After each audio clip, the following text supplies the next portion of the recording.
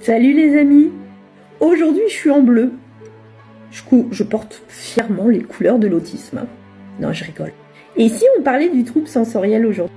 Allez, pour commencer, on pourrait parler par exemple du trouble de l'audition. C'est ce qui revient le plus souvent.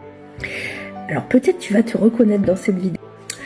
Alors, tu ne supportes pas les sons, ça te fatigue, tu supportes pas les gens qui parlent autour de toi et tu ne peux même pas parler quand il y a quelqu'un qui parle autour de toi. Ou alors, tu ne supportes pas le bruit des voitures, limite ça te fait mal aux oreilles. Tu ne supportes pas que les sons soient mélangés, comme par exemple des oiseaux, des bruits de voiture, etc. Et parfois même, tu vas faire quoi? Tu vas faire toi-même tes propres sons, quitte à ce qu'ils soient plus forts que les sons que tu entends. Dans ton travail ou à l'école, tu es tellement crevé d'entendre les sons à la cantine, d'entendre les sons de tes collègues, etc. Et ça te rend hyper irritable. Tu n'aspires qu'à une chose, c'est à être en pleine nature, à n'entendre aucun son et tu ne te sens bien que quand tu mets des boules qui ou quand tu mets un casque anti-bruit. Tu as un sommeil hyper léger, tu entends tous les sons et ça t'empêche de dormir.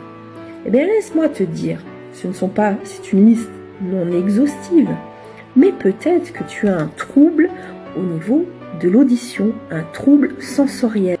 Je rappelle, le trouble sensoriel, c'est quoi? Nous avons notre système nerveux central qui est dans notre cerveau. Ce système nerveux central, c'est un peu la maison mère de l'ordinateur qui commande tout le corps humain. Partant de ce système nerveux central et de notre colonne vertébrale, il y a tous les nerfs sensitifs qui vont un peu partout dans le corps. Et ces nerfs sensitifs, pour aller du système nerveux central jusqu'au bout du nerf, eh bien, qu'est-ce qu'il y a? Des canaux.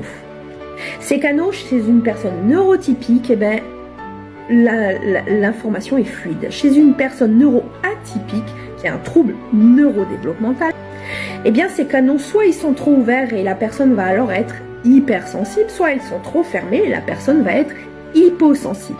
Mais pour que le corps soit en équilibre avec lui-même, il faut que l'information circule correctement, sinon ça va créer un trouble sensoriel, un trouble de l'intégration sensorielle, comme on appelle. Et si c'est le cas, eh bien on va être mal.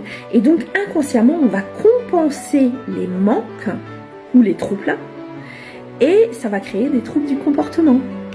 Un enfant qui est très énervé à l'école et qui entend tous les sons peut avoir des gros troubles du comportement et être violent.